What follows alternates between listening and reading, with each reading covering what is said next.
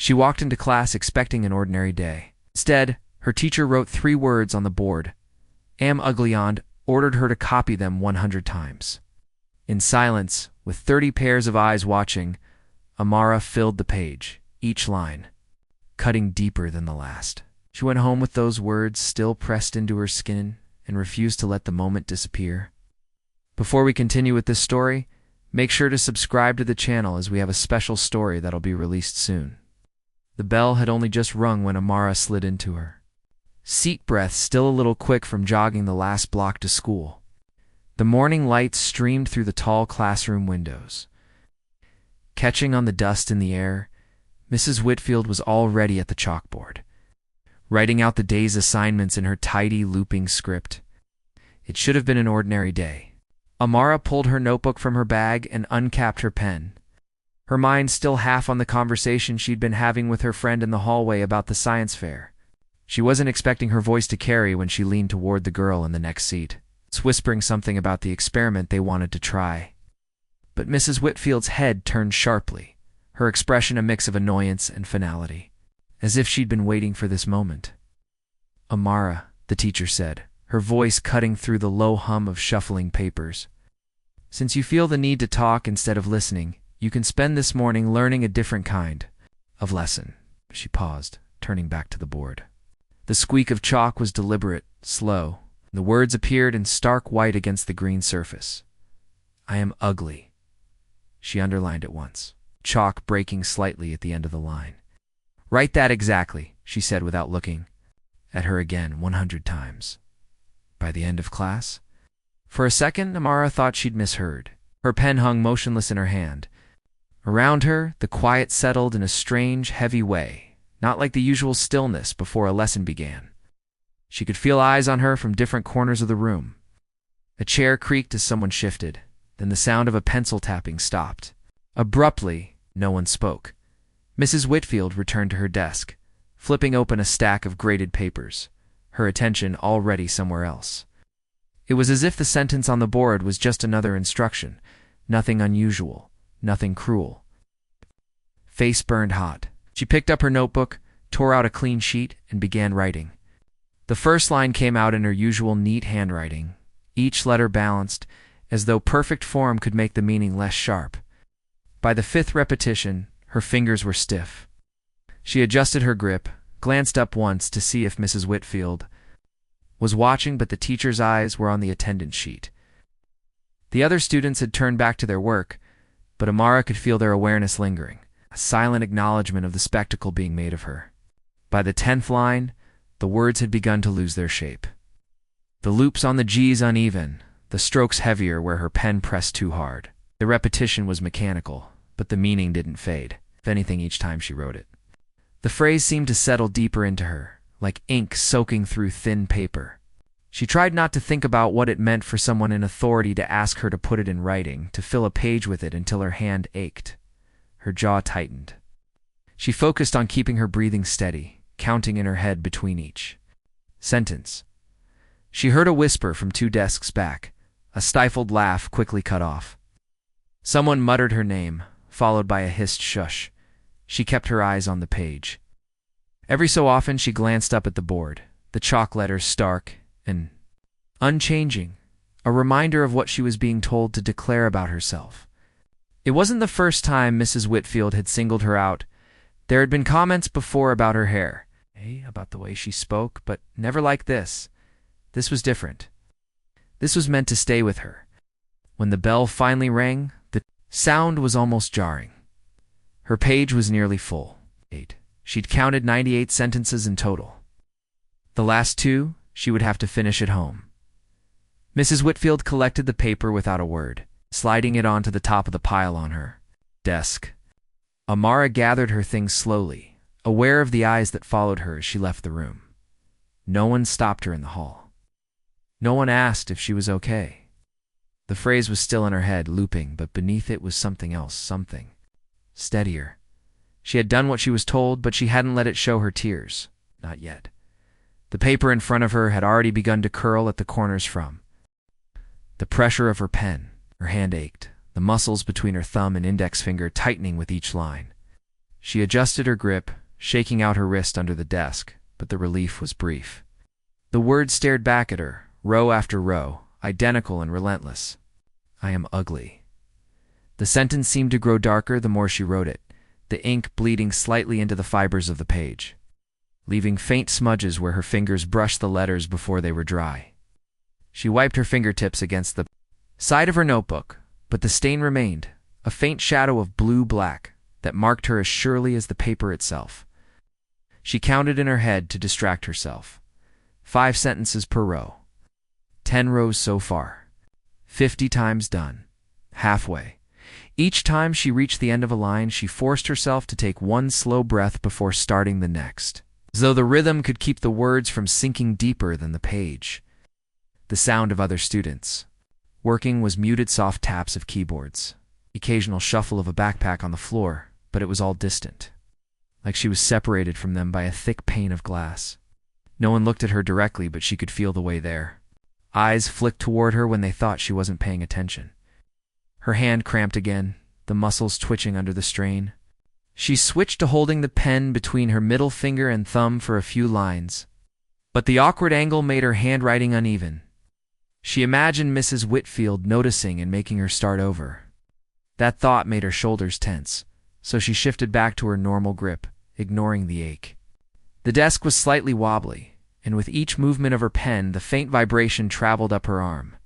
It was a small thing, but after 50-60 repetitions, it became impossible to ignore.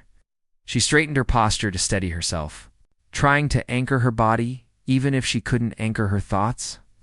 By the time she reached 70, her pen tip had started to dull. The ink didn't flow as smoothly, and she pressed harder to keep the lines bold. The pressure left deeper impressions in the paper, grooves that she could feel with her fingertip when she paused. Each groove was a scar in the page, a physical record of the words she was being made to write. She wondered if that was the point, if Mrs. Whitfield wanted the words to leave marks that couldn't be erased even if she shredded the paper later. She imagined the sentence written across her in invisible ink, only visible under the right light. She didn't let herself cry. She focused on the space between her breaths, on the scratch of the pen, on the small details of her body's movement. If she cried, it would blur the page. It would give the moment away to anyone who happened to glance over. She thought about her mother's voice, the way it could be both sharp and gentle at the same time. She imagined hearing it now. Keep your head down. Don't let them see you break. That memory was a thin thread she held onto, weaving it between the lines as the sentence multiplied on the paper.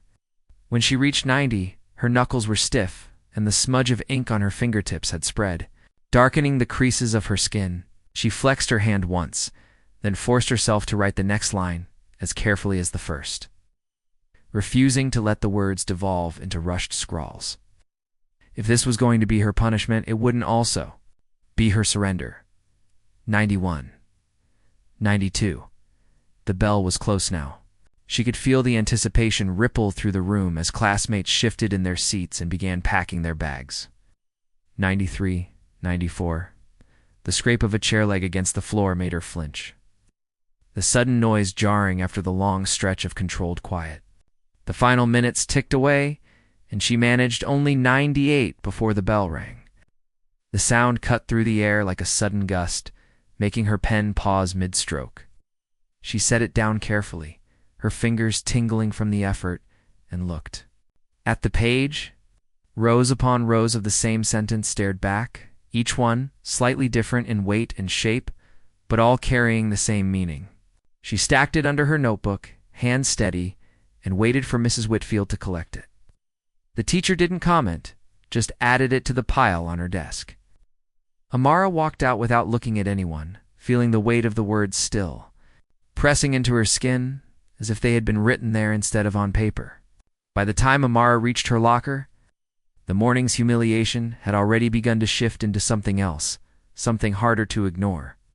She could hear her name before she saw any faces, carried on the low hum of hallway chatter. The words were never full sentences, just pieces of the story passed from one person to another. Did you hear? No, for real, she made her, followed by muffled laughter or a quick shush when someone realized she was close enough to hear. she kept her eyes on the lock, spinning the dial with deliberate slowness, pretending she didn't notice the way conversations seemed to fade or warp when she walked past. When she turned, two girls from her math class were leaning against the wall, whispering into the space between them. One of them caught her glance and immediately looked away, tucking her hair behind her ear in a way that felt too rehearsed. Amara didn't stop walking. She had learned a long time ago that stopping only gave people the opportunity to say something to your face. Better to keep moving, even if you felt the heat of their attention following you down the corridor. She passed a group of boys near the stairwell, their voices pitched low, but not low enough. 100 times I saw it. Messed up? Nah, it's funny. A sharp laugh cut through the words like a slap. Mara's stomach tightened, but she kept her pace steady, hands gripping the straps of her backpack until her knuckles whitened. She focused on counting her steps to the cafeteria at 23 from the stairwell to the corner, another 12 to the double doors. The cafeteria smelled faintly of tomato sauce and something fried. The noise hit her first, a wall of clattering, trays and overlapping conversations, but under it she could still pick out the difference in tone when people saw her. It wasn't silence exactly, just a shift, voices dipping, its eyes flicking up and then away. The small pauses that happen when you're deciding whether to speak or keep something to yourself. She took her tray and made her way to her usual table. But even here, with people she thought of as friends, the air was different. Janelle gave her a small smile, quick and unsure, like she wasn't sure it would be returned. Malik nodded once in acknowledgement but kept picking at his fries, eyes down. They weren't avoiding her exactly, but no one asked the usual questions. About class or the homework due next week? It was as if they were all waiting for her to bring it up first, to confirm or deny what they'd heard in the hall. She didn't. She sat down, unwrapped her sandwich, and tried to eat, but the bread felt heavy in her mouth. Across the room, she noticed two students at another table looking over in her direction, then leaning in to share something. One of them laughed, covering her mouth with her hand. Amara looked away quickly, fixing her gaze on the carton of milk. In front of her, the noise of the cafeteria seemed sharper, now the scrape of a chair leg, the pop of a soda can opening, the metallic rattle of a dropped fork. Every sound felt like a reminder that she was here, and everyone knew it. She thought about saying something, maybe making a joke to break the tension, but the words never came.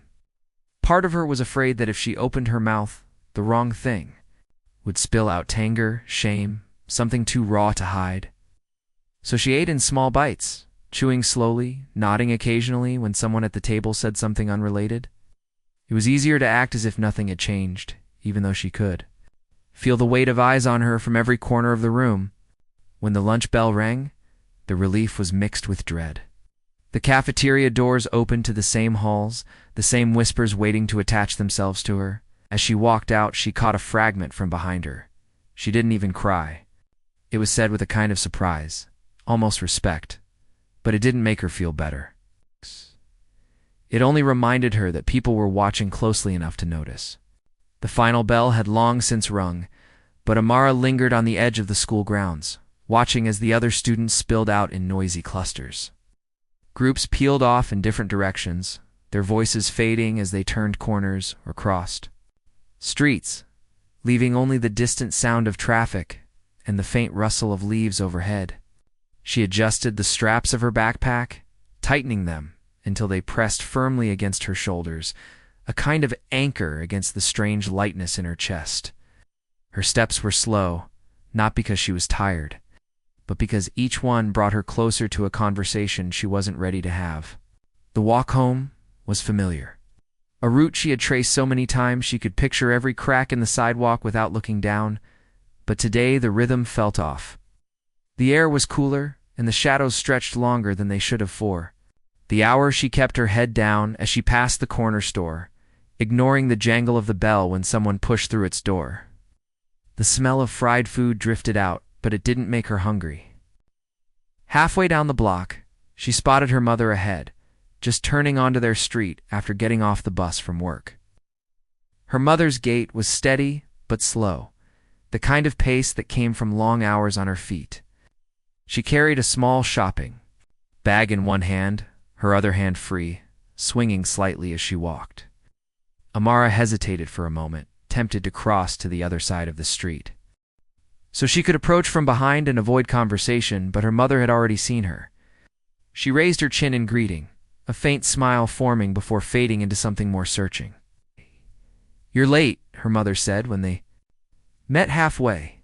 Her voice was even, but her eyes scanned Amara's face the way they always did, reading more than words could give. "I stayed back a little," Amara replied, keeping her tone light. She hoped it sounded casual, like she had just been chatting with friends or finishing an assignment. Her mother glanced at her again, noticing the way Amara's shoulders were hunched under the weight of her backpack, the way her steps seemed reluctant rather than tired. "You're walking slow," she said, not unkindly. "Something wrong?" Amara's grip on her straps tightened. The words she could say hovered in her mind, but they felt fragile, like they would crumble under the weight of being spoken aloud. She thought about her mother's day hours in a uniform that made her invisible to the people she served. The constant lifting and bending, the politeness she had to wear like armor. What Amara had endured at school seemed small in comparison. A childish wound in the face of real work and real struggle. "Just tired," she murmured finally, eyes fixed on the cracked pavement ahead. Her mother let the silence stretch for a moment, as if deciding whether to press further. The only sounds were the soft thud of their footsteps and the distant rumble of a passing bus. "All right," she said at last, though the word carried more observation than agreement. She didn't sound convinced, but she didn't push. Walked the rest of the way side by side, their shadows moving ahead of them in the lowering sun. The neighborhood was quiet at this hour, most people still at work or inside their homes. A stray cat darted across the street, and somewhere a television played faintly through an open window. When they reached their building, her mother shifted the shopping bag to her other hand and unlocked the door. Inside, the air was warmer, carrying the faint scent of laundry detergent. Amara slipped off her backpack and set it down in the corner, avoiding the spot where the crumpled punishment paper was wedged inside. Her mother placed the bag on the counter and began unpacking it, the rustle of plastic filling the small kitchen. Amara lingered near the doorway, watching her mother's hands work methodically, wondering if she should speak now, before the moment passed. But the thought of seeing her mother's face change from tired to hurt, from hurt to angry, made her chest tighten. So she stayed quiet, letting the silence settle like another layer over the day's weight. The apartment was still holding on to the late afternoon heat when they stepped inside. Amara slipped off her shoes and left them by the door, her backpack landing with a dull thud against the wall. She headed straight for her room, hoping the small gap of space would give her enough distance from the day. In the kitchen, her mother moved slowly, unpacking the groceries from the thin plastic bag she'd carried home. The sound of cans knocking softly against each other and the rustle of packaging filled the quiet. Amara sat on the edge of her bed, staring at the floor. Her bag was still by the front door untouched, and she thought briefly about going back for it, tucking the paper deeper inside before her mother noticed, but she didn't move. The weight of the day had settled too heavily on her shoulders, and part of her hoped the paper might go unseen for at least one night. Her mother's voice called from the kitchen, not loud, just carrying enough to reach her. "You left your bag out here." Amara hesitated before answering. "I'll get it later." There was no reply, just the sound of the refrigerator door opening and closing, then footsteps, unhurried but deliberate. She could picture her mother bending to pick up the bag, the slight grunt she always made when lifting something heavier than it looked. The zipper scraped faintly as it was pulled open. The silence that followed was longer than it should have been. Amara's pulse quickened. She could hear the faint rustle of paper, the pause, and then nothing at all for several seconds. "When?" Her mother spoke. Her voice was low, almost too low to carry. "What is this?"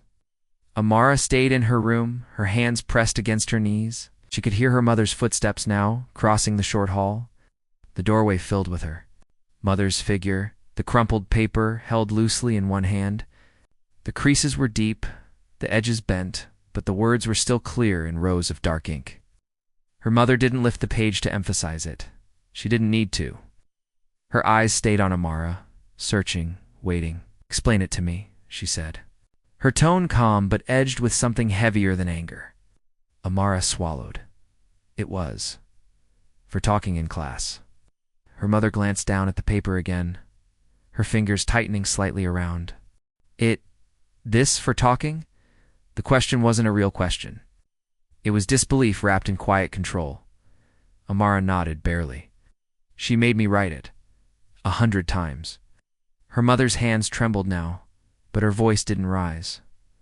Why these words? I don't know, Amara whispered, though she did. She knew the sting of them, the way they were chosen to bruise, but saying that aloud felt like pushing them deeper into herself. Her mother folded the paper in half once, then again the sound of the creases, sharp in the stillness. You didn't think to tell me? Amara looked down at her lap. I didn't want to make it worse. The words hung between them. Her mother's breathing was steady, but the quiet had shifted. It wasn't the stillness of Comet, it was the kind that holds. Back a tide. She stepped into the room and set the folded paper on Amara's desk, her movements precise. We'll talk about it later, she said, her voice clipped, but even. Then she turned and left the room, the sound of her footsteps fading back toward the kitchen. The paper sat on the desk like something alive, its presence too loud in the otherwise quiet space. Amara didn't touch it, but her eyes kept drifting toward it, knowing the day wasn't finished yet. The folded paper stayed on the desk through dinner, untouched, but its presence was heavy enough to follow Amara into the kitchen. She moved quietly, helping her mother set plates on the table without either of them speaking much. The air between them was stretched thin, every small sound magnified, the scrape of a chair on the tile, the clink of utensils, the faint hiss from the pot on the stove. Amara ate without tasting anything, watching her mother's face in quick glances. There was no anger there, not the sharp kind she had seen before. Instead, her mother's expression held a kind of stillness that made Amara uneasy, as though every word she wanted to say was being weighed before it was spoken. After they finished eating, her mother stood, rinsed her plate under the tap, and dried her hands on a dish towel. Then she walked into the living room, picked up the phone from its stand, and sat down at the small table by the window. Amara stayed in the kitchen doorway, half hidden, listening as her mother dialed. The first ring was long, the second shorter, and then a voice came through bright, practiced, almost cheerful. Good evening, Westbrook Middle School. This is the main office. This is Angela Morris, her mother said, her tone even, but lacking any of the forced politeness of the secretary. I need to speak to someone about what happened to my daughter today. There was a pause. Then the secretary asked for Amara's name, repeating it once, as if tasting it on her tongue. Yes, Amara, her mother confirmed. She came home with a paper she was forced to write in class. I am ugly 100 times. I want to know why. The secretary's voice shifted slightly, though the professional edge stayed. I understand your concern, Mrs. Morris. We'll make a note of it and look into the matter. Her mother's eyes narrowed. I don't want a note made. I want to know who thought that was acceptable. I can assure you, the secretary replied. Her words wrapped in the kind of measured calm that's meant to close doors rather than open them. We take all concerns seriously. The principal is out of the building right now, but I'll make sure your message is passed along. And when will I hear back? As soon as possible, the secretary said smoothly. We'll contact you once we've gathered all the details. It was the kind of promise that meant nothing. Mara could hear it in the tone, the way the words were balanced so carefully. They never tipped into commitment. Her mother sat in silence for a moment, as if deciding whether to keep pressing. There's no need to wait to gather details, she said finally. The paper is in my home. I can bring it to the school tomorrow. That won't be necessary, the secretary answered quickly. We'll address it internally. It's the last word, internally settled like a lock snapping shut. Amara's mother didn't raise her voice, but her grip on the phone tightened. You do that, she said, her tone flat. Thank you for calling, the secretary replied, the politeness now sounding almost mechanical. Then there was the faint click of the line going dead. Her mother set the phone down slowly, the cord swinging slightly with the movement. Amara right away. Instead, she stared at the table for a moment, her thumb running over the edge of the folded paper that now sat beside her. "They think that's the end of it," she said quietly, more to herself than to Amara. The words carried no surprise, just a kind of knowing, as if she had been here before. In other situations where polite voices and closed doors worked together to make people give up, Amara stepped closer, unsure if she should say something. Her mother looked up then, her eyes clear and steady. "It's not." Rose from the chair, leaving the paper where it was, and walked toward her room.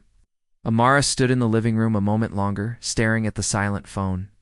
The conversation had been short, but it left the air feeling heavier, like something had been set in motion, even if the school didn't realize it yet.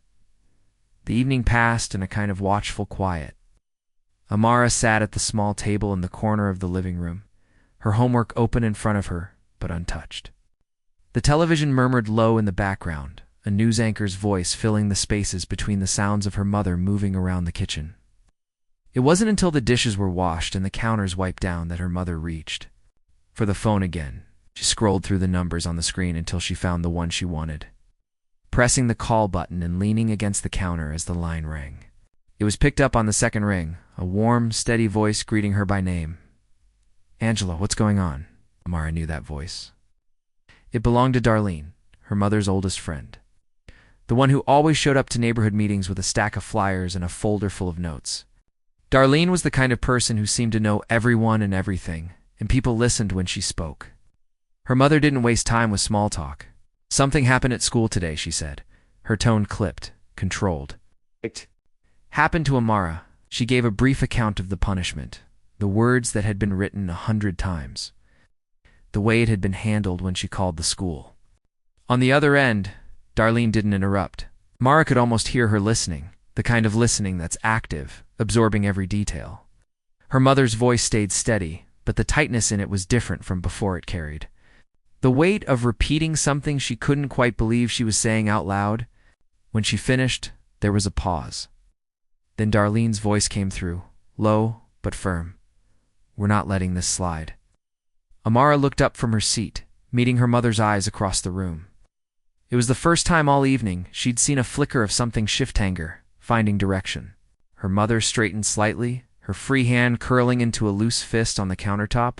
"I don't want it swept under the rug," she said. They already tried to make it sound like it wasn't a big deal, because they're hoping you'll let it go, Darlene replied. "But you're not going to.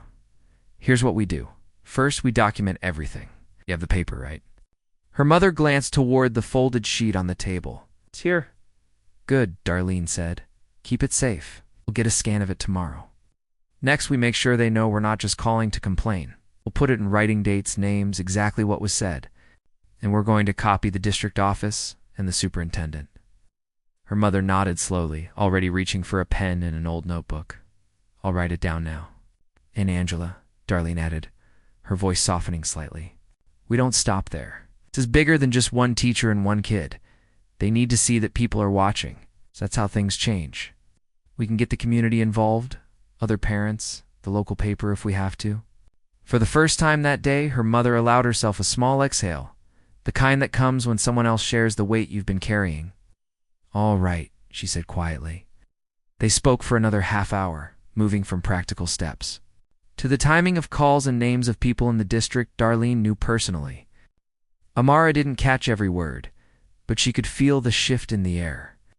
This wasn't the static heaviness that had settled over the apartment earlier. It was movement, the slow turning of gears. When her mother finally hung up, she stayed at the counter for a moment, staring at the notebook where she had begun jotting names and times. Then she closed it, picked up the folded punishment paper, and smoothed it out gently on the table. She didn't look at Amara when she spoke, but her voice was steady. "We're going to do something about this." Amara didn't answer, but she nodded, feeling the weight of those words settle in a different wail, like a burden, more like a promise. The next evening, the apartment was filled with the faint hum of the refrigerator and the soft ticking of the wall clock when a knock sounded at the door. Amara's mother wiped her hands on a dish towel and glanced at her. "That'll be Darlene," she said, moving toward the door. Amara stayed seated at the table, her math homework spread out in front of her, though she hadn't written anything in several minutes. When the door opened, Darlene stepped inside with her usual confident energy, her voice warm as she greeted them both. Behind her was a man Amara had never seen before, carrying a large black bag slung over his shoulder. He gave a small nod in greeting, setting the bag carefully on the floor near the couch. "This is Leon," Darlene explained as she closed the door. "He's a friend of mine. He does photography, good photography." She glanced at Amara, then at her mother. "We're telling this story the right way." Leon began unpacking his bag, pulling out a sleek camera, a collapsible light stand, and a small softbox.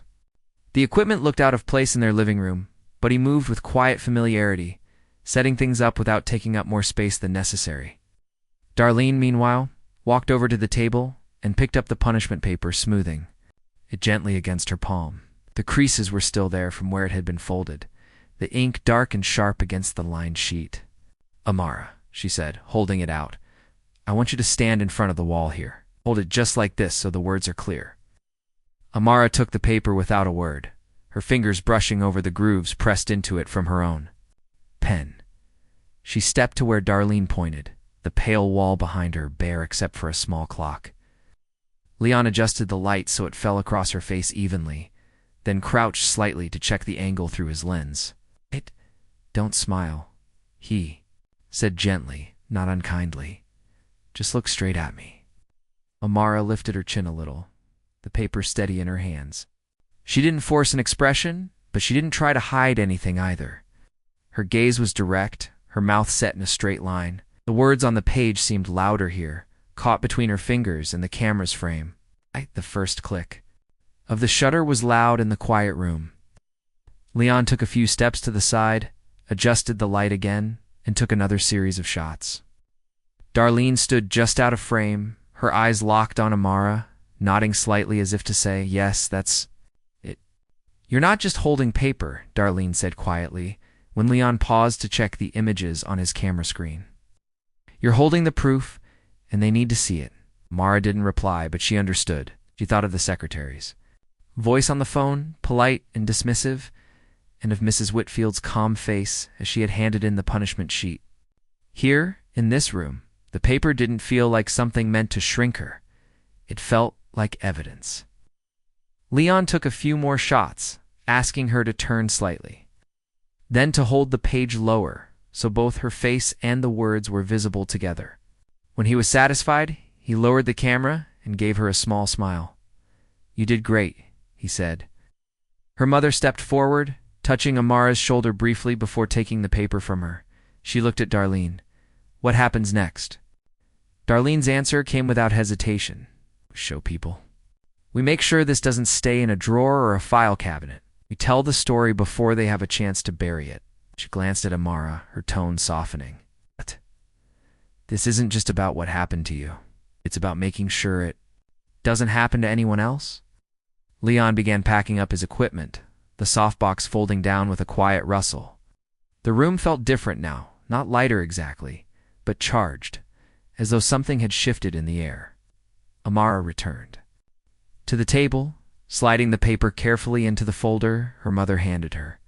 She didn't know where the photos would go or who would see them, but for the first time since the words had been written, she felt like they might be used for something other than harm. Darlene gathered her coat and stood by the door, giving Amara one last nod. "We're telling this story," she repeated, and in her voice there was no doubt at all. The photographs sat on the kitchen table the next morning, printed in crisp detail. Leon had left them with Darlene the night before, and Darlene had dropped them off on her way to work. Mara's mother studied them in the early light, her coffee growing cold beside her. Each image carried the same quiet weight, Amara standing against the bare wall. The punishment paper held steady in her hands, her gaze level and unflinching. The words on the page were visible in every frame, 100 repetitions condensed into a single statement that didn't need embellishment. Her mother's phone sat face down beside the prints. She turned it over once, twice, before finally unlocking the screen. Her fingers hovered over the social media app for a moment, and then she tapped it open. She didn't overthink the caption. There was no point in softening it, no point in making it sound polite. She typed, "A teacher made my daughter write this 100 times." "This is America in 2025. Then she attached 3 of the photographs. Each one slightly different in angle, but all carrying the same weight. She hesitated only long enough to reread it once before pressing post. For a while, nothing happened. She sipped her coffee, tidied the table, reminded Amara to pack her lunch. It wasn't until Amara had left for school and her mother sat back down that the first notification appeared. Someone had shared the post. Then another. Within minutes, there were comments, short, stunned sentences, some angry, some disbelieving. Her phone buzzed again and again, the sound filling the small kitchen until she silenced it and just watched the numbers rise. By the time an hour had passed, the post had moved beyond her own circle. People she didn't know were commenting, tagging friends, leaving strings of exclamation points or single-word reactions like unacceptable and disgusting. Others asked for details, for the name of the school, for the teachers. Name. Her mother didn't answer those questions. She let the photographs speak for themselves. Darlene called around noon, her voice carrying the rush of someone who'd already seen the post take on a life of its own. "It's moving fast," she said. "I've seen it in 3 different parent groups already." Ow. News outlets are in those groups. It's just a matter of time before someone reaches out. Her mother leaned against the counter, the phone pressed to her ear. "I didn't think it would get this kind of attention this quickly." "That's because it's undeniable," Darlene replied. "It's not a rumor. It's not secondhand. It's her face, her hands, those words. People can't look away from that." By late afternoon, the post had been shared hundreds of times. Her mother's inbox was filling with messages, some from friends offering support, others from strangers sharing their own experiences of humiliation in school. A few were from reporters, their subject line short and urgent: request for interview. Following up on viral post, story inquiry, she didn't answer any of them yet. Instead, she scrolled through the comments, her expression unreadable. There was outrage, yes, but also something else, people asking what they could do, how they could help. There was a sense of momentum, the kind that builds before anyone has decided where it's going. When Amara came home, she noticed the way her mother's phone kept lighting up on the table. "What's happening?" she asked cautiously. Mother turned the phone so she could see. "It's out there now." Amara leaned in, her own face staring back at her from the screen. She read the caption once, then again, and looked at her mother. There was no fear in her expression, only a kind of wary curiosity. "People are going to know. They already do," her mother said quietly. They sat at the table together as the numbers climbed higher, the post slipping further from there. Control with each share. Outside, the sky darkened, but in the small apartment, the glow from the phone screen lit their faces, carrying the story far beyond the walls that had first held it. By morning, the apartment felt different, as if the air itself had absorbed the hum of all the attention coming their way. Amara's mother was up before the sun, the phone already in her hand as she scrolled through a flood of new notifications. The post had doubled in shares overnight, the comments climbing into the thousands. She set the phone down long enough to put on coffee, but even then, the vibration on the counter made her glance over every few seconds. The first call came just after 7. The ringtone broke the quiet in a way that made Amara pause in the middle of tying her shoes. Her mother answered cautiously, her voice carrying the flat politeness she reserved for strangers. On the other end was a woman identifying herself as a reporter from a local news station. She spoke quickly, assuring them she only wanted to give them a chance to tell their side of the story. Her mother listened without committing to anything, then ended the call with a curt, "I'll think about it." The phone barely made it back to the counter before it rang again. This time it was another local outlet, then a different reporter entirely, each one using the same practiced phrases. "We want to make sure your voices are heard. We'd like to help bring awareness to this issue. You'll have control over how it's presented." Amara watched from the small kitchen table, her cereal going soggy in the bowl. "Are you going to talk to them?" she asked. Her mother shook her head slightly. "Not yet. We don't know who's really listening and who's just looking for a headline." By 8:30, the calls were coming in so steadily that she stopped answering altogether. The voicemails stacked up, some of them from area codes Amara didn't recognize. Few were polite and professional, others sounded almost urgent, The kind of urgency that wasn't about the truth, but about being the first to publish it. Darlene called mid-morning, her voice firm but calm. "They're circling already, huh?" "Like vultures," her mother replied. "I don't know who to trust with this." "Then don't trust anyone until you're ready," Darlene said. "Let it breathe. You're not on their clock." That advice settled something in the air. The phone kept buzzing. But her mother no longer rushed to check each call. She let the sound pass, focusing instead on getting Amara ready for school. Still, Amara could see the way her mother's eyes drifted toward the device, calculating the risk of ignoring it for too long. Just before they were about to leave, a call came from a number in New York. Her mother stared at it for a few seconds before answering. The voice on the other end introduced themselves as a producer from a national morning show. They had seen the post, they said, and were deeply moved. They wanted to fly Amara and her mother to the studio for an in-person interview. Travel, hotel, everything paid for. Her mother's grip on the phone tightened. "I appreciate the offer," she said carefully, "but we're not making decisions right now." The producer tried to press her, speaking over her response with more assurances, but she ended the call before they could finish. She looked at Amara and gave a small shake of her head. "Too fast. They want a story, not the truth." The walk to school that morning was quiet. Amara felt the weight of what was happening, but couldn't quite put it into words. She knew the story had grown beyond the walls of their apartment, beyond even their town. The voices on the phone didn't sound like they belonged to the same world she lived in. When her mother returned home, the phone was still buzzing every few minutes. She placed it face down on the counter, poured herself more coffee, and sat. In the silence she'd chosen for herself, the calls could wait. What mattered was that the story was no longer invisible, and they would decide on their own terms how and when it would be told. It was early afternoon when the knock came, not the hurried rapping of a neighbor or the impatient rhythm of a delivery driver, but a measured, deliberate sound. 3 even knocks. A pause, then another. Amara's mother looked up from the table where she'd been sorting through bills. Through the thin curtain of the front window, she caught the outline of 2 figures standing on the small concrete landing outside. One of them wore a dark suit. The other, a gray blazer. She opened the door just far enough to see them clearly. The first man introduced himself as Mr. Carlton, the principal of Westbrook Middle School. The woman beside him with a neat folder tucked under her arm was Ms. Greer, from the district office. Both of them wore the kind of expressions that had been practiced in front of mirrors, earnest without being warm, serious without tipping into overt concern. "May we come in for a moment?" Mr. Carlton asked.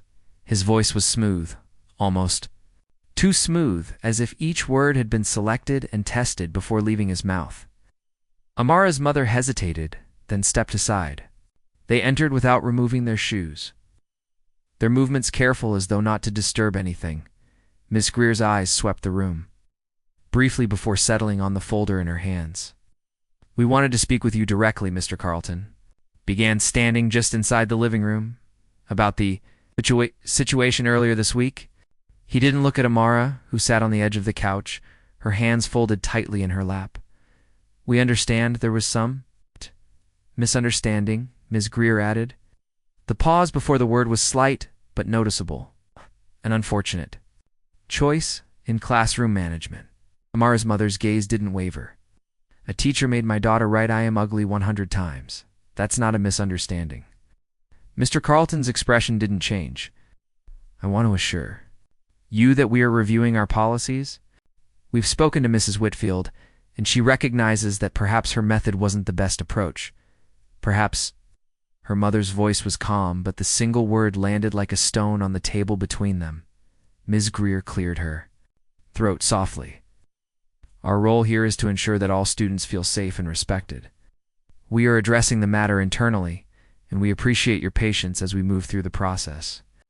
No one said the word apology. It hung in the air, conspicuous by its absence. Amara sat still, watching the exchange like it was happening in another room. She could see the way her mother's shoulders squared, the slight tightening around her mouth. She recognized that stance it was the one she took when she knew someone was trying to wrap an ugly truth in polite packaging. Mr. Carlton shifted his weight, clasping his hands in front of him. "We'd like to keep the lines of communication open," he said, glancing briefly at Ms. Gruyere, as if to confirm he'd used the right phrase. "We understand this has gained attention outside the school community, and we'd prefer to resolve it in a way that reflects well on all parties involved." There it was, Amara thought. Not about her. It's not about what had been done, about how it looked. Her mother didn't nod, didn't offer agreement. "What you're saying," she replied, "is that you want this to go away quietly?" Ms. Greer smiled tightly. "We're saying we'd like to move forward constructively." Her mother let the silence stretch long enough that they had to hold. Her gaze, constructive, she said at last, starts with admitting what was done and to whom it was done. Neither of them spoke. Ms. Greer adjusted the folder in her hands. Mr. Carlton's eyes shifted toward the door. After a few more measured sentences about policy reviews, about training sessions for staff, about fostering an environment of mutual respect, they excused themselves. The visit had lasted less than 15 minutes, but the air they left behind felt heavier, full of things they hadn't said. Amara's mother closed the door and stood there for a moment, her hand still on the knob. Then she turned to Amara, her voice low but certain. "They're not here for us. They're here for themselves." Amara nodded once.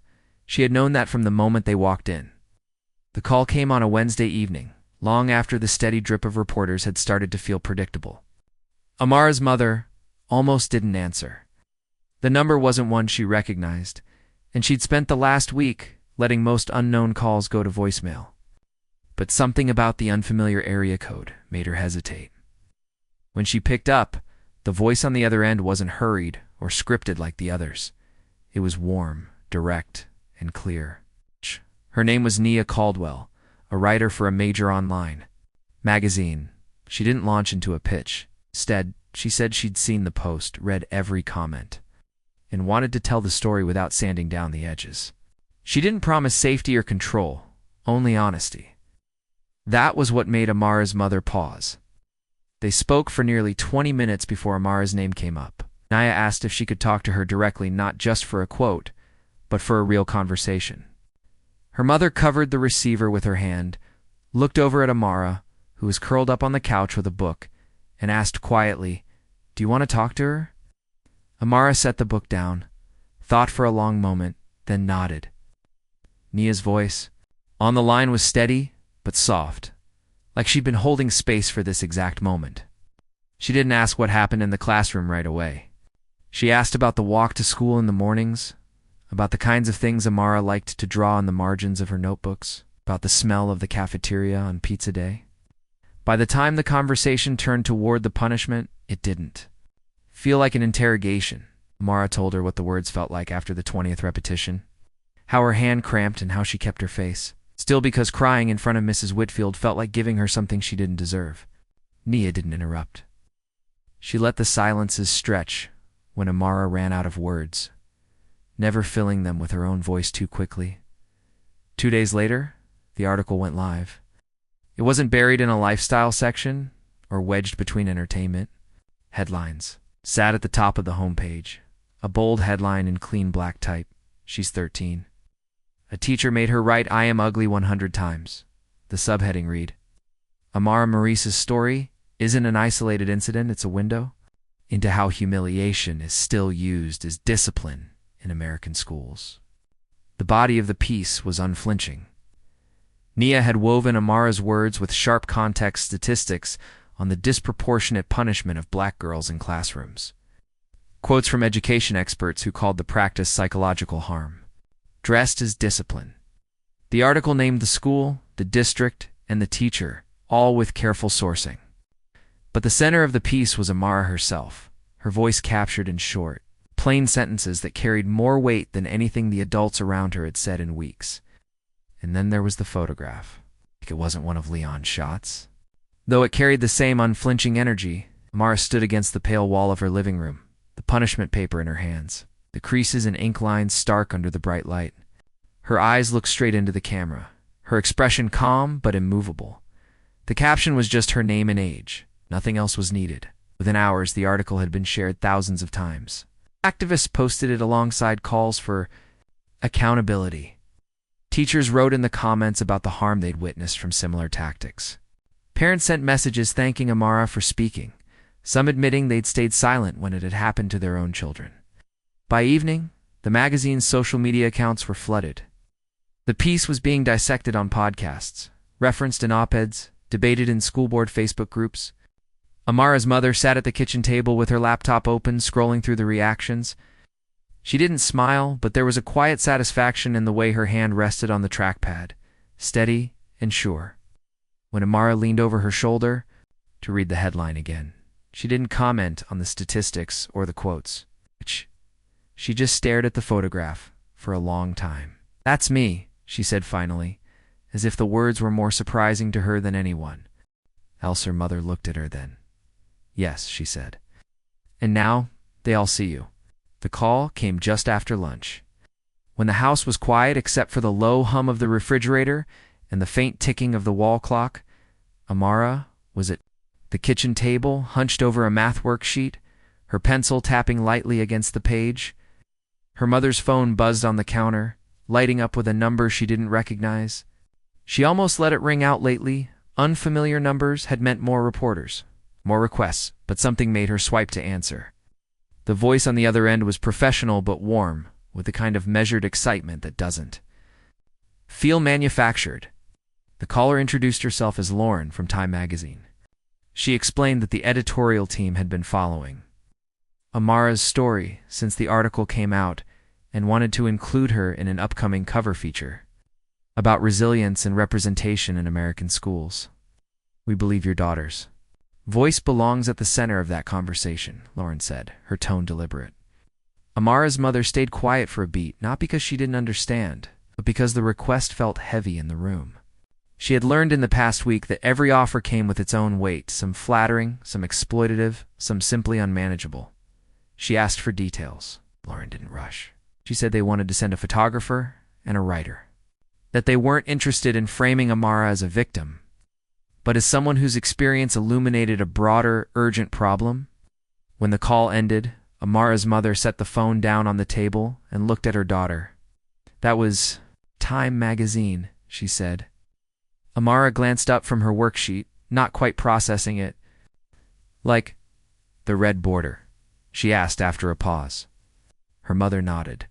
Amara's pencil stilled. "What for?" her mother explained, careful not to let her voice slip into anything that sounded like pressure. "They want to take your picture. They want to tell your story in a way a lot of people will see." Amara's brow furrowed, not in fear, but in the way she always did when she was weighing something. But she didn't answer right away. 2 mornings later, the photographer arrived. His name was Miguel, tall and quiet, with a camera bag slung across his shoulder and a calmness that immediately softened the air. He didn't start by unpacking his gear. Instead, he sat at the kitchen table with Amara and her mother, sipping coffee and asking about the house, the neighborhood, the light in the afternoons. He wanted to see where Amara liked to sit and read, which wall had the family photos, how the sunlight fell through the living room window at 3 p.m. The writer, a woman named Elise, arrived not long after. She carried a small notebook, but didn't open it immediately. She let Miguel do his quiet scouting, watching how Amara moved through the rooms. Eventually, she asked if they could go for a walk around the block, just to talk.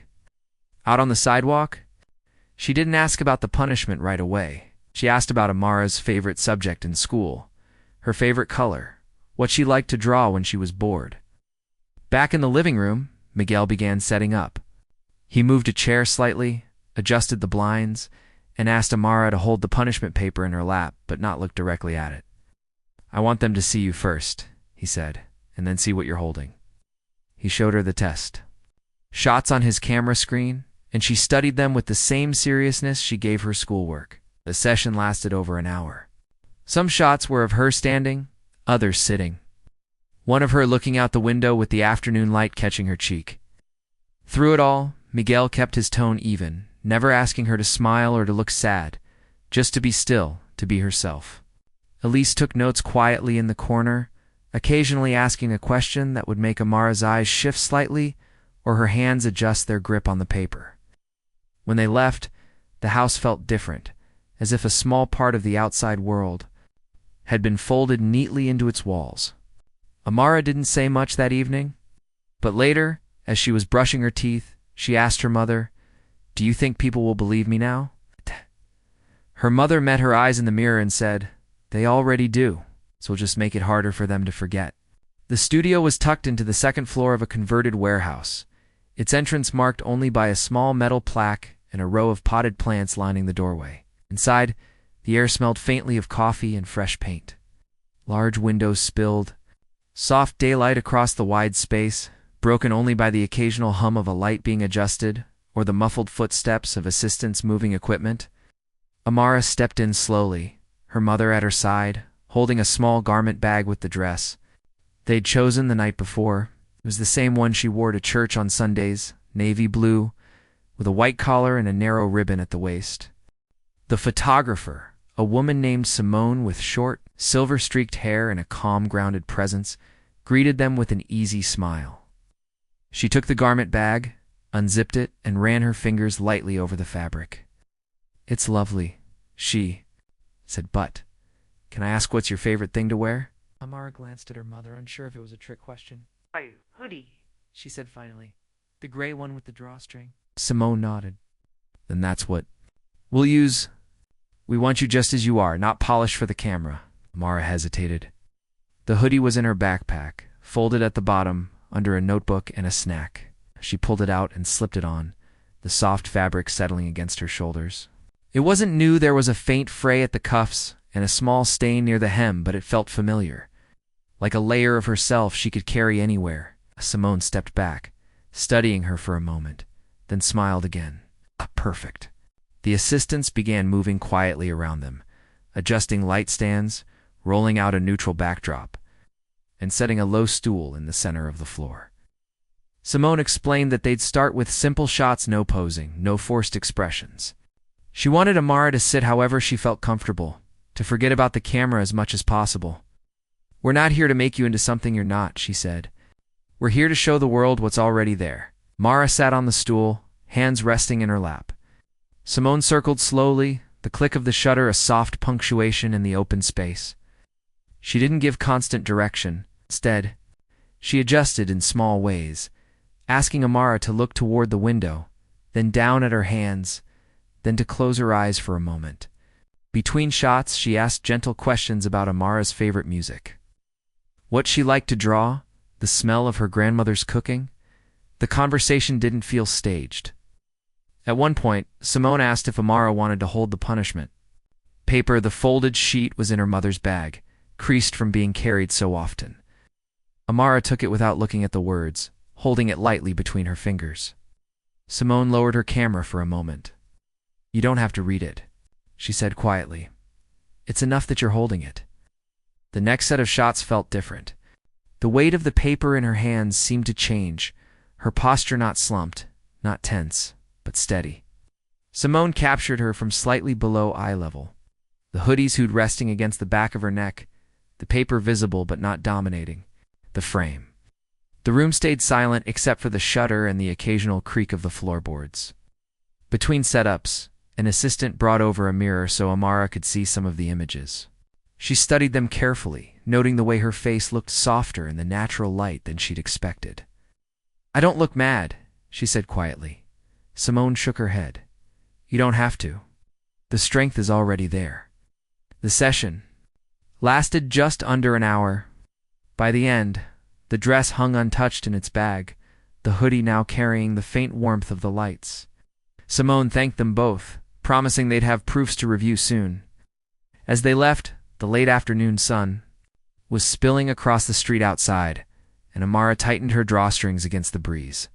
In the elevator down to the lobby, she leaned slightly against her mother and whispered, "I'm glad I didn't wear the dress." Her mother smiled, resting a hand on her shoulder. "Me too," she said. "They'll see you for who you are." The studio had gone quiet in a way that didn't feel tense, only focused. The lights were already in place, their glow soft but deliberate, casting no harsh shadows.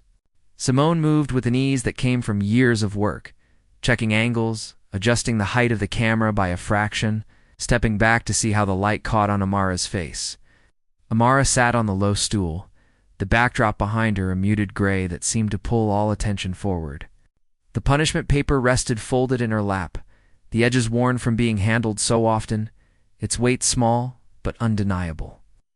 Her hands rested loosely on top of it, fingers just barely touching the creases. Simone had told her there was no need to unfold it, no need to display the words.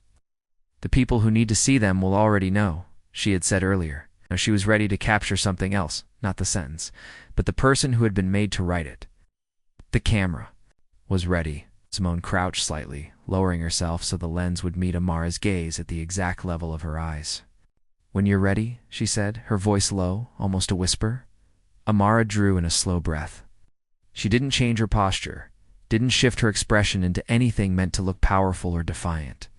She simply looked directly into the lens the way she might meet someone's eyes in a conversation where she refused to look away first. There was no countdown, no exaggerated direction, just the quiet click of the shutter, so soft it barely rose above the hum of the lights. Simone didn't break the moment right away. She took a few more frames. The tiniest changes in Amara's gaze captured as narrowing by a hair, her chin tilting a fraction upward, the faintest change in how her fingers pressed against the folded paper. Then she lowered the camera, checked the back screen, and exhaled. "We have it," she said simply. Oh. No one in the room moved for a moment. The assistant stayed, still, as though they sensed something had settled into place. Simone turned the camera so Amara and her mother could see the image. There it was, Amara in her hoodie, the punishment paper in her lap, her gaze steady, her shoulders relaxed. The light caught in her eyes without glare, the background fading into nothing but the space that framed her. Amara studied it without speaking. She didn't see herself the way she usually did in photos, caught mid-blink, or smiling for the sake of someone else's encouragement. This was different. Her mother's hand found her shoulder, a quiet squeeze that said more than words. Simone didn't rush them. She took a step back, giving them space to look as long as they wanted. "Covers are about a single second," she said finally. "This is yours." They took a few more shots afterward, experimenting with angles and lighting, but everyone knew the moment had already passed. That one frame held what they'd been chasing. Amara no longer needed to force anything. She sat through the rest of the session with an ease she hadn't felt at the start, her hands resting more freely, her eyes drifting to the window between clicks. When it was over, Simone packed the camera with the same care she'd used, setting it up. "You'll see it soon," she said, not specifying when, but with a certainty that made it feel close. Amara stood, tucking the folded paper back into her hoodie pocket, and followed her mother toward the elevator. Outside, the late afternoon air was cooler, carrying the faint smell of rain on the pavement. As they walked toward the car, her mother glanced down at her. "You know that look you had in there?" she asked. Amara shrugged. "I was just looking." Her mother shook her head gently. "No," she said, "you were being seen." The magazine arrived before they even knew it. Had gone to print. One morning, as Amara and her mother were finishing breakfast, there was a soft thump at the front door. Her mother opened it to find a small stack of mail on the doormat, and on top of it, in a clear plastic sleeve, was the latest issue of Time. Amara's face stared back at them from the cover. Her hoodie and steady gaze, exactly as it had been in the studio, the folded paper visible in her lap. The headline was simple, just her name and a phrase about representation in American schools. Her mother set it on the kitchen table like something fragile. For a moment, they just looked at it together, neither speaking. It was strange to see. Her own eyes looking back at her in that way, framed by bold red letters that people all over the country would see. The photograph was exactly as Simone had shown them, but on the cover it seemed to carry even more weight, the stillness of it. Somehow louder than any headline could be. They didn't have long to sit with it privately. By the time Amara got to school that day, the issue had clearly made its way into the hands of students and teachers alike. She caught sight of one of her classmates flipping through it in the hallway, the glossy pages bending as he held it out to show someone else. A teacher she barely knew from another grade stopped her near the lockers, saying softly, "I saw the cover. You should be proud." The recognition didn't stop there. On the walk home that afternoon, a woman waiting at the bus stop glanced up from her phone, did a double take, and smiled. "You're the girl from the cover, aren't you?" she asked. Amara nodded, unsure how to respond. The woman's voice was warm. "Good for you. Don't let anyone tell you who you are." At home, the phone rang more often than usual. Some calls were from friends and relatives who had seen the issue in their local stores. Others came from people her mother didn't know teachers from. Other towns, even other states, who had read the article and felt compelled to reach out. They spoke about their own classrooms, about the challenges their students faced, about how they wished all children could be treated with dignity. One letter, written in careful cursive on lined paper, came from a retired teacher in Ohio who said she had kept every cover of the magazine since 1978, and that Amara's was one of the most important she had seen. In the days that followed, the cover seemed to be everywhere. Friends sent photos of it displayed on shelves at grocery stores, on the counter at the local library, in airport kiosks. Someone even emailed a picture of it on a newsstand in another country.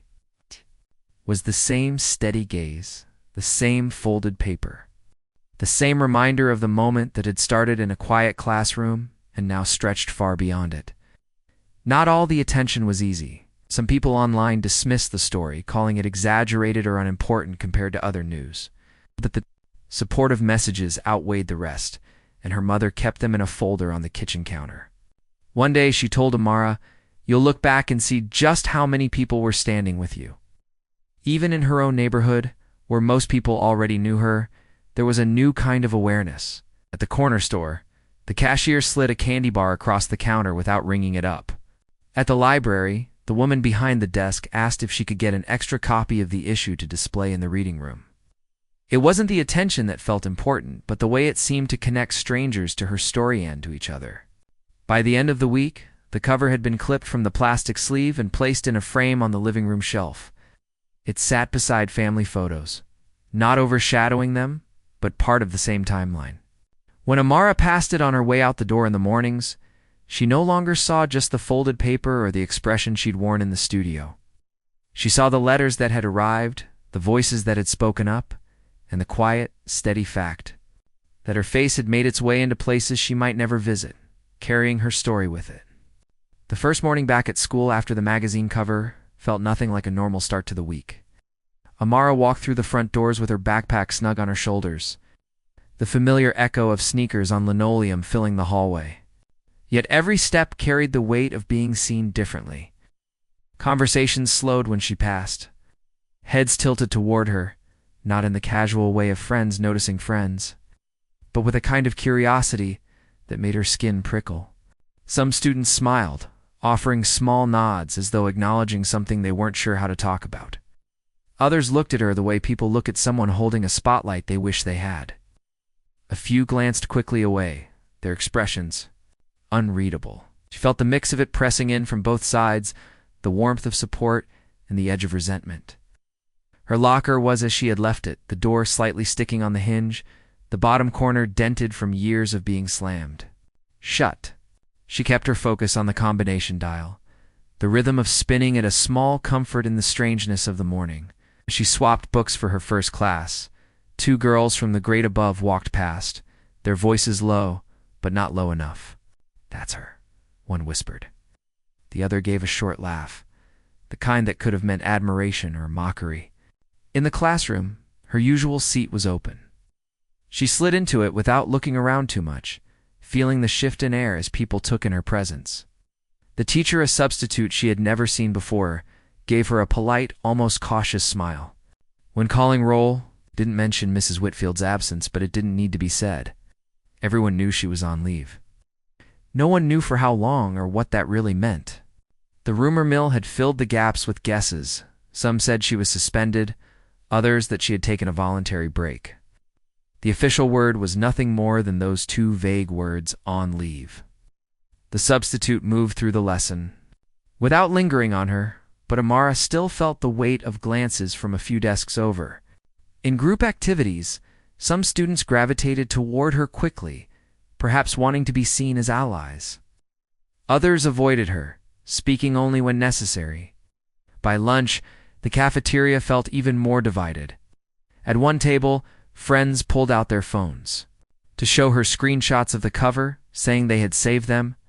At another, a cluster of students fell silent when she walked by, the scrape of trays and the clatter of forks filling the space where their conversation had been. She sat with the friends she'd always sat with, but even there, the air was different. They asked careful questions about what it had been like, whether the magazine people were nice, if she'd met anyone famous. She answered quietly, keeping details to a minimum. It wasn't that she didn't want to share it, was that every word seemed to stretch further than she intended. Bouncing off walls that now felt closer than before. The hallway between classes, she passed the door to her old homeroom, the one where the punishment had been written out on the board that day. The sight of it stopped her for a second. Inside, the substitute was mid-lecture, the board filled with neat, evenly spaced notes about the day's lesson. There was no trace of what had happened, no visible mark of the moment that had shifted. Everything. She moved on quickly, the strap of her backpack tugging at her shoulder as she rounded the corner. By the final bell, she was tired in a way that wasn't about the weight of books or the length of the day. It was the kind of tired that came from carrying other people's reactions as much as her own. Walking out into the late afternoon light. She noticed one of the younger students watching her from a bench near the entrance. The girl gave a small, almost shy wave. Amara returned it, and the girl's face lit up in a way that made the rest of the day feel lighter, if only for a moment. The walk home was quiet. The sounds of the school faded behind her, replaced by the steady rhythm of her footsteps on the sidewalk. On leave might have been an answer for now, but it wasn't the end of the story. The classroom was still there. The board was still there. So was she. The notice for the assembly had gone out the day before, printed on bright yellow paper and slipped into every homeroom stack of announcements. It was framed as an event to promote respect and equity within our school community. It's a kind of language that sounded polished but revealed little. By mid-morning, students were filing into the gym in slow, uneven lines, the squeak of sneakers echoing off the high walls. Folding chairs had been set up in neat rows facing a portable stage where a podium and 2 microphones waited. Amara took a seat near the back, partly because it was where her class ended up, and partly because she preferred the distance. From here, she could see everything without feeling like she was part of the show. Teachers stood along the walls, some with arms crossed, others chatting quietly. The principal sat in the front row, posture straight, expression fixed in a look of professional attentiveness. A few members of the school board were there too, dressed more formally than the staff, their faces unreadable. When the principal stepped onto the stage, the room hushed in that familiar school assembly, quiet enough to hear, but never entirely silent. She began with a short speech about the importance of kindness, of treating one another with dignity, of how every student should feel valued. The words rolled out smoothly, practiced and safe. She mentioned that recent events had prompted the school to reflect on its culture, but she never said exactly what those events were. Amara knew every student in the room understood, even if no one acknowledged it out loud. After the principal came a guest speaker from the district's diversity office. He was young, dressed in a crisp shirt and tie, and spoke about inclusion, bias, and the power of words. He used examples from history and from other schools, careful to keep the conversation abstract. As he talked, Amara's gaze moved across the audience. Some students listened with interest, others slouched in their chairs, tapping their shoes, or scrolling through their phones just out of sight. A boy near the front rested his chin in his hand, eyes half closed. The speaker asked for volunteers to share what respect meant to them. A few students raised their hands, offering answers that sounded like they belonged in a brochure listening to each other. Celebrating differences, standing up for what's right, the speaker nodded along, encouraging each response. One mentioned what had happened in their own school just weeks ago. No one mentioned a teacher telling a student to write "I am ugly" 100 times. From her seat in the back, Amara wondered how many people would be sitting here if her mother hadn't refused to accept the school's first answer. If there had been no photos, no post, no headline, would there still be talk of respect and equity, or would the day have unfolded like any other? The thought sat heavy in her chest as the assembly continued. Toward the end, the speaker projected a slide with a short list of action steps the school planned to take, forming a student-led equity committee, offering optional workshops for teachers, reviewing classroom policies, the room murmured, politely at each point, as though everyone understood these things would take time and perhaps would be forgotten. When the assembly ended, the principal thanked everyone for attending and reminded them to carry the message into their daily lives. Chairs scraped against the floor as students stood, conversations picking up again as they filed toward the exits. Amara stayed seated for a moment longer, watching the stage empty. The podium, the microphones, the neat rows of chairs, it would be gone by the end of the day, folded and rolled back into storage. As she finally stood and joined the stream of students heading for the doors, she caught a glimpse of one of the younger kids looking back at her. There was no smile, no wave, just a quiet acknowledgement like they understood more than they could say. It stayed with her as she walked out into the hallway, the sound of the gym door closing behind her, muffling the last traces of the assembly's words. The envelope was pale blue, the kind you could buy in a pack from any drugstore, with a row of small stickers along the back, flapped tiny sunflowers, their edges slightly worn from being handled. It was addressed to Amara in a looping, careful handwriting, the kind that made each letter stand on its own. Her mother found it in the stack of mail one Saturday morning, tucked between a utility bill and a grocery store flyer. She handed it over without comment, watching as Amara turned it over in her hands. The return address was somewhere in Ohio, a town she didn't recognize. The postmark was dated a few days earlier. Amara slid a finger under the flap, unfolding the sheet of lined notebook paper inside. The writing was neat but slightly uneven, as though the person had pressed hard with the pen, pausing between thoughts. The letter began simply, "Hi, my name is Kiana. I'm 13, like you." She explained that she had seen Amara's face on the cover of Time while waiting in the checkout line at a store with her mom. She'd picked it up without thinking, flipping straight to the article. "I read every word," she wrote. Twice. Then came the part that made Amara's hands still. Kiana described something that had happened earlier in the school year.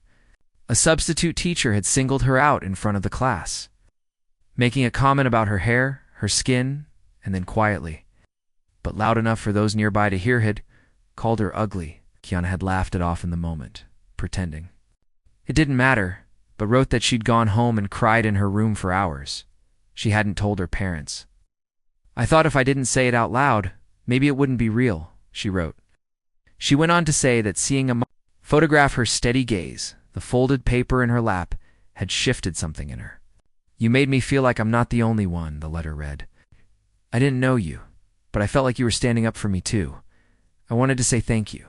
By the time Amara reached the end, the words had become smaller, like Kiana had been afraid to take up too much space. She signed it with just her first name and added a small drawing of a sunflower next to it. Amara folded the letter back along its original creases, smoothing it with her palm before slipping it into the envelope again. She didn't speak right away. Her mother, who had been watching from the kitchen counter, didn't press. Instead, she poured another cup of tea and set it near Amara's elbow. Later that afternoon, Amara read the letter again, this time more slowly. She noticed details she had skimmed before, the way Kiana had described the substitute's voice as soft but sharp. The mention of a best friend who hadn't known what to say. The part where she admitted she'd started wearing her hoodie up more often at school. These were small pieces of a story that felt uncomfortably familiar. Amara took the letter to her room and placed it on her desk, next to the stack of magazines her mother had bought when the Time issue came out. She didn't know if she would write back yet, but she kept the envelope where she could see it. It wasn't just the words inside. It was the fact that someone hundreds of miles away had decided to send them at all. That night, before bed, she thought about Kiana sitting somewhere in Ohio, probably doing the same homework, walking the same hallways, trying to keep her head down the same way Amara had before everything changed. The idea that her own face on a magazine cover had reached that far felt strange, almost too big to hold. but it also felt like something she didn't want to set down. When she turned off the light, the pale blue envelope was still on her desk, catching the dim glow from the street lamp outside.